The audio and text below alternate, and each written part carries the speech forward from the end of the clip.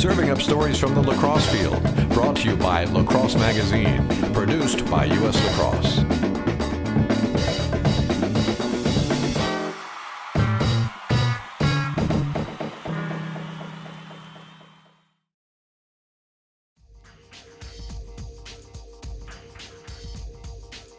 It's a chilly April morning at Pat's King of Steaks in downtown Philadelphia. What's up, man? Brian Dougherty orders a whiz-wit. I get a whiz-wit and a Provi without.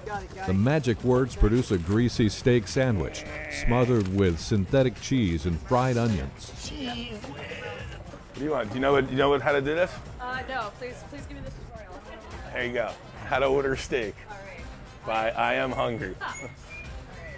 Provi wit, please. Provi wit. Look at that. First timer. Key is not to douse the hot sauce. Dougherty, like Pat's, is a Philadelphia original. Pat's is the original, and then I don't know the whole story, but the guy left Pat's. It was in like 1930.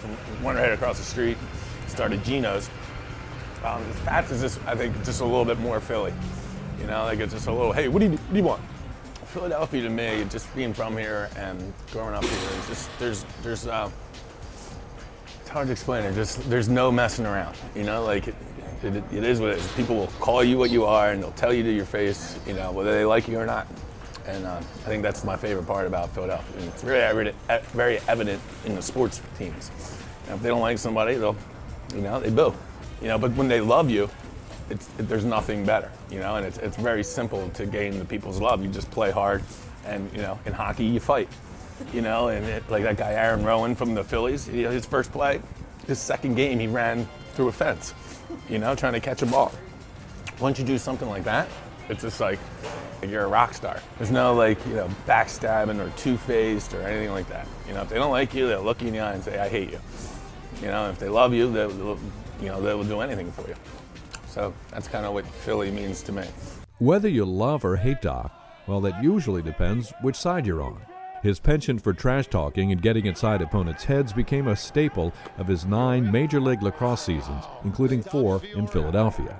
Kind of am what I am, you know, and so my character out there, you know, on the things, eating cheesesteaks and talking smack, and you know, like that. There's a little bit to that, you know, like I want to go out there with the kind of people looking at me, going like, who's this guy? And then all of a sudden, just boom, you know, come out and do my thing, but. You know, as far as the lacrosse world, I don't really know how people perceive me, to be honest with you. And I think that's what kind of makes me me, is that I don't think about it. You know, I need to yell at people every once in a while. That just makes me, you're sitting in a goal, you know, people are firing balls 100 miles an hour at me. You know, and for me to get going sometimes, you know, I need to yell at somebody. I need to have whether it's right or whether it's wrong, I need to have something in my head that like, hey, you know, like I'm coming after you, 42, you know, bring it, 42, you know, like just, and whether that's right or wrong, whether it's trash talk or whatever, I mean, it's what I do, you know, like, and I don't apologize for that, you know, like it's what's helped me attain the level that I've gotten to. Now 36 years old, Doc says his professional lacrosse career is over. When the Barrage disbanded, the travel grew wearisome. His duties as a full-time assistant coach at the University of Pennsylvania, another Philly staple, have taken over. But not without one last hurrah. Doc will take his act overseas with the U.S. national team this summer in Manchester, exactly 12 years after helping Team USA to the gold medal on U.S. soil in the 1998 World Games. I'm really pumped. I'm getting kind of chills right now just talking about it. It's the whole, I guess, spectrum of emotions, you know. It's well, number one, first and foremost, it's your country. Putting the USA jersey on it's unlike anything any national championship, any high school state championship, any big game you think you've ever played in.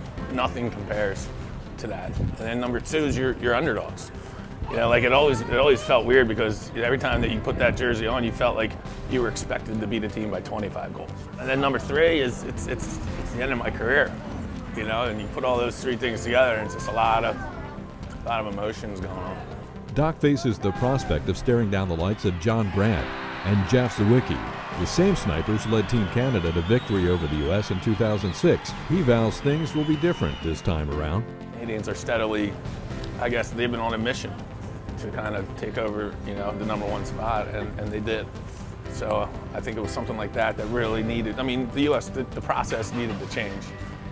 We were just, you don't have 10 guys that all do the same thing. You can't have the 10 best players, on the field. There's only one ball.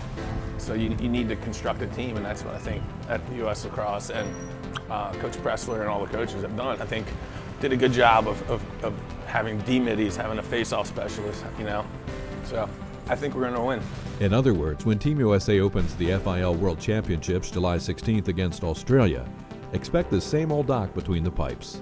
Like as soon as I step on the field and cross that line, I kind of transform into a different person.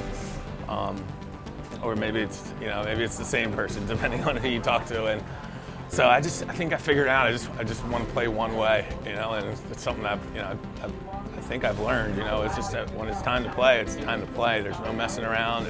It's about business. It's about winning. Obviously it's about having fun. And there's where the fine line comes in. How much am I talking to, interacting with the fans? How much am I, talking to my own teammates? And as a goalie, everybody's looking at you. It's the spotlight. A spotlight Bryant Dougherty is all too eager to embrace.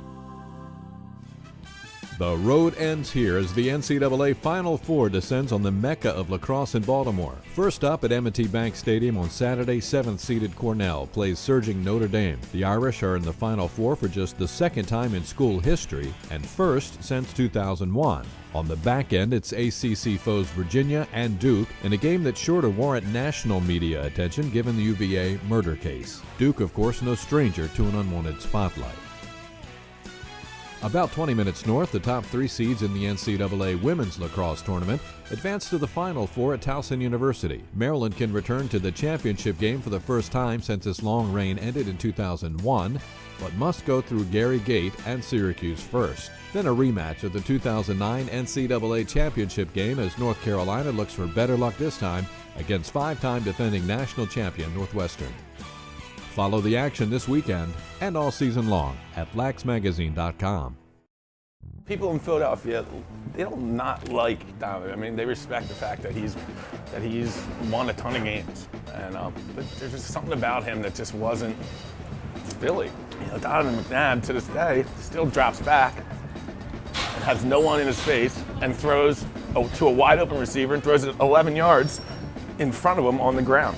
I've never once seen Peyton Manning throw a ball 10 yards before a guy when there was no pressure and the guy was wide open and basically bounce it to him.